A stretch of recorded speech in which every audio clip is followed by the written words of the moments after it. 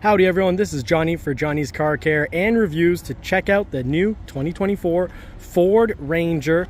One of many reviews to come, but I gotta ask, do you think you know the Ford Ranger because you've seen the old Ford Ranger, or you assume it's gonna be similar to the Bronco because they share the same platform? Well, first of all, let's cover a few of the differences in what's going to be one of many Ford Ranger videos. Let's look at the old one here. So maybe you've already owned or you've seen on the road for years the old Ranger, which seems to be pretty darn indestructible.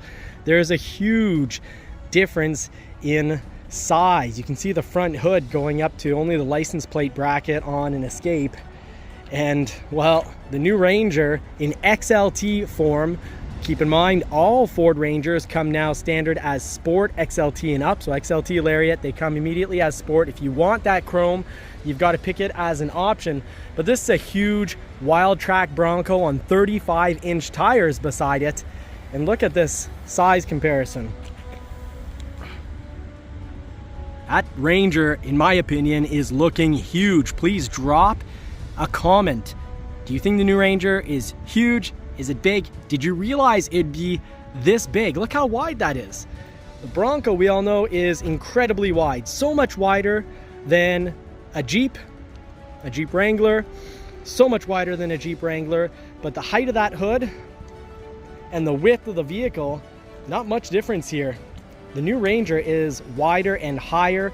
The old 2023 and older Rangers, the hood slanted downwards, and it gave it a smaller footprint on the road, a smaller look. And the front, guess what? The front here, the nose on the old ones kind of almost, well, they moved in towards the grille, whereas here this is wide, it's large, it's in charge, just like the Ford Bronco. So the new Ranger is a heck of a lot bigger. You can't expect and say you know the Ranger based on the previous 2023, and especially not based on those older models from 2012 and older. The new Ranger is such a bigger machine compared to the earlier generations, and it's even quite a bit bigger than the outgoing 2023. And if you look at this, quite a big difference when you see them in person. But I'll point out all the really important visual cues. The fenders here in the front really stick out. The lights are all the way to the outer extremity of, they're into the fender here. You see they're into the fender, and it's making the vehicle look really, really wide. I also like the silver down at the bottom here because that makes it look like a skid plate. Don't be fooled, that's not a skid plate. If you want skid plates, add them. It'll give it more of that Raptor capability, not for shocks, but at least for skid plates. So this is an XLT Sport. No added visual package added to this, and it looks so good. It's got the technology package. The lights here, just to show you, you've got more of dimensional lights. They pop out, they go in. The lights have a great look to them. They're just not, they're not flat and boring. You've got the step here in the bumper, making access into the box so easy. Now, don't expect all XLTs to come standard with a sprayed box. If you want the spray and liner, you have to order it that way. So you'll want to also add the hitch.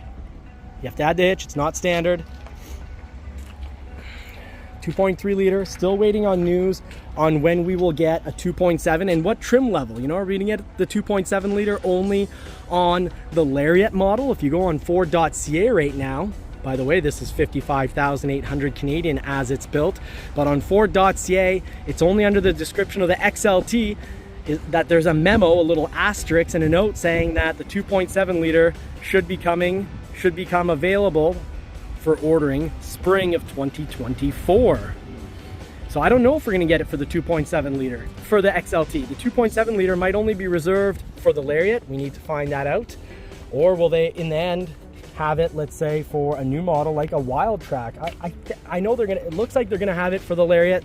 I hope they have it for the XLT. But this vehicle is looking great. This is your overall size, dimension, and looks video, you could say, comparing it to one of the biggest Broncos, the Wild Track Bronco. Now the Bronco here has a 2.7 liter, and I absolutely love the 2.7 liter 6-cylinder V6 twin turbo.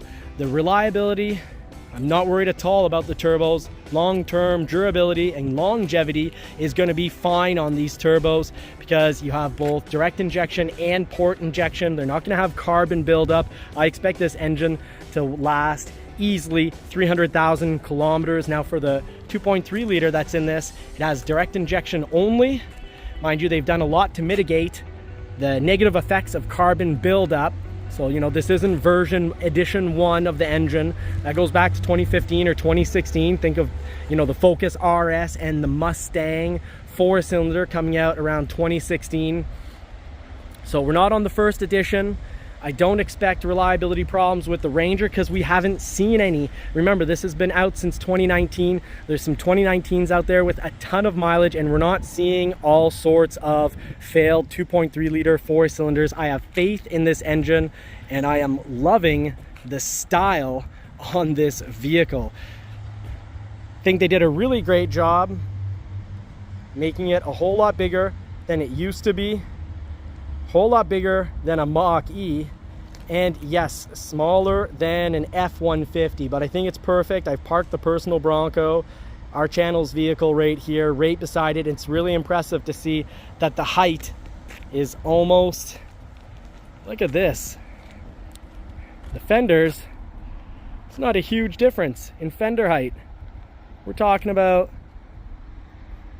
roughly 2-3 inches difference in fender height.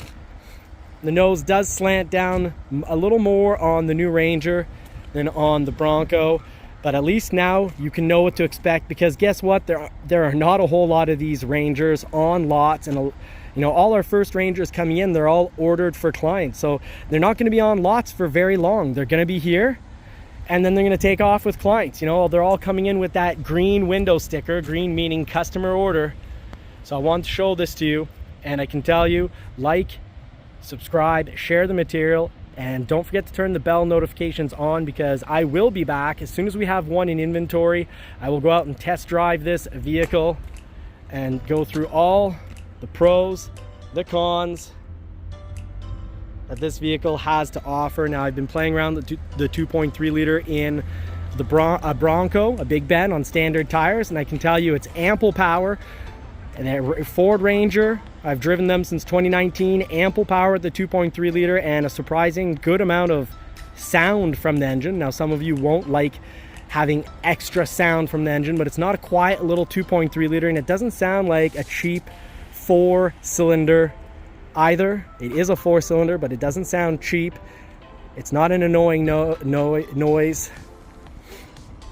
And you can see right here, we're on 35 inches. The Wild Track Broncos are lifted up, and look at that Ranger back there. So imagine if this was a much smaller Big Ben. The new Ranger, I think, would make the Big Ben look normal sized. So I think we're gonna love this vehicle, folks. Like and subscribe for more content. It's Johnny here from Johnny's Car Care and Reviews, and I really appreciate all the subscribers and members that help make this channel possible so that we can bring you as much material and Ford Insider news to you. Thanks so much for supporting. You're helping to feed and dress those poodles, and you are helping out a small family business. Take care, folks. I hope you have to put the pedal to the metal.